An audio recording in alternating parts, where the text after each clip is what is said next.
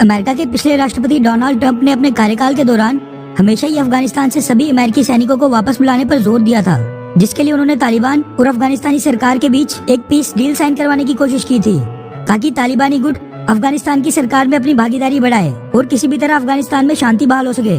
इसके लिए तालिबानी गुटों ने कुछ शर्तों में से एक शर्त ये भी रखी थी कि फिर अमेरिका जल्द से जल्द अफगानिस्तान से अपनी सेना वापस बुला ले, और ऐसा हुआ भी। डोनाल्ड ट्रंप ने अपने कार्यकाल में अफगानिस्तान में यूएस ट्रूप्स की संख्या पहले 13,000 से कम करके 4,500 कर दी और फिर उसको और कम करके 2,500 तक कर दिया गया। लेकिन तालिबान आज भी अपनी शर्तों पर कायम नहीं है और आज भी वो अफगानिस्तान में आए दिन हमले, अपहरण, लूटपाट, हत्याएं कर रहा है। कभी गुरुद्वारा, कभी कोर्ट, कभी बाजार, हर जगह तालिबान आतंकवादियों ने अपना कहर बरपाया हुआ है। इसीलिए आज अफगानिस्तान के राष्ट्रपति अशरफ गनी को नाटो देशों और खासकर अमेरिका से मदद की गुहार लगानी पड़ रही है। दरअसल टुडे नेटवर्क, रॉयटर्स और बीबीसी के हवाले से ये मीडिया रिपोर्ट सामने निकल कर आ रही है कि अब अफगानिस्तानी प्रेसिडेंट अशरफ गनी ने जो बाइडेन से मदद की गुहार लगाई है। दरअसल एक दिन पहले एक ऑनलाइन इवेंट को संबोधित करते हुए अफगानिस्तान के राष्ट्रपति अशरफ गनी ने एक स्टेटमेंट देकर कहा कि बाकी के नाटो अलायंस मेंबर्स अफगानिस्तान में अपने ट्रूप्स रखना चाहते हैं ताकि मिशन को अंजाम दिया जा सके, लेकिन वो ऐसा अमेरिका की सपोर्ट के बिना बिल्कुल नहीं कर सकते। यानी कि अगर अमेरिका आज की डेट में अफगानिस्तान से निकल जाता है तो फिर नाटो के बाकी देश भी अपने ट्रूप्स वहाँ से वापस ले जाएंगे। अशरफ गनी ने कहा कि उन्होंने कनाडा, जर्मनी, नॉर्वे और नाटो के सेक्रेटरी जनरल से बात की और वो सभी अफगानिस्तान में अपने मिशन जारी रखना चाहते हैं, लेकिन अमेरिका की इंटेलिजेंस, एयर पावर और बाकी सपोर्ट के बिना वो भी बिल्कुल कुछ नहीं कर सकते। अशरफ गनी ने कहा कि आज की डेट में बस 2,500 अमेरिकी सैनिक अफगानिस्तान में हैं और वहीं तालिबान गुट आज भी शांति समझौते के तहत बर्ताव नहीं कर रहा है और वो लगातार सिक्योरिटी फोर्सेस और आम नागरिकों पर हमले कर रहा है। इसीलिए नाटो देशों को सोच समझकर फैसला लेना चाहिए।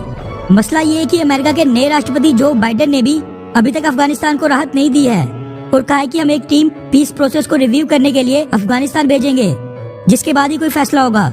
लेकिन पीस प्रोसेस के बावजूद तालिबानी गुटों के अफगानिस्तान में हमले नहीं रुक रहे हैं। वहीं भारत की बात करें तो अमेरिका के इतने जल्दी ट्रूप्स रिमूवल पर भारत ने असहमति जताई थी, लेकिन अमेरिका चाहता था फिर भारत भी अफगानिस्तान में अपने ट्रूप्स डिप्लॉय करे और अफगानिस्तान को अपनी मिलिट्री असिस्टेंस काफी गुना ज्यादा बढ़ा दे।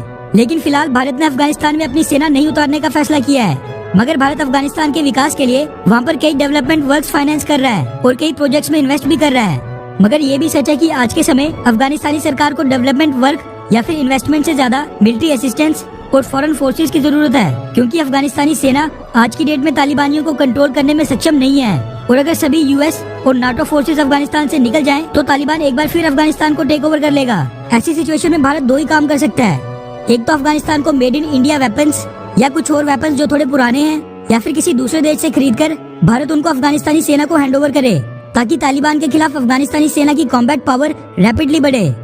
और ऐसा नहीं कि ये पहली बार होगा, पहले भी भारत ने अफगानिस्तान को मी-24 और मी-25 हेलीकॉप्टर्स गिफ्ट किए हैं। और दूसरा ऑप्शन है बड़े स्केल पर अफगानिस्तानी सेना के सोल्जर्स को भारत में ट्रेन करना, ताकि वो प्रोफेशनल तरीके से तालिबान से लड़ सकें। रिपोर्ट्स के मुताबिक आज के समय भी भारत हर साल लगभग 1,000 अफगानिस्तानी सोल्जर्स को ट्रेनिंग देता है, लेकिन ये संख्या थोड़ी कम है।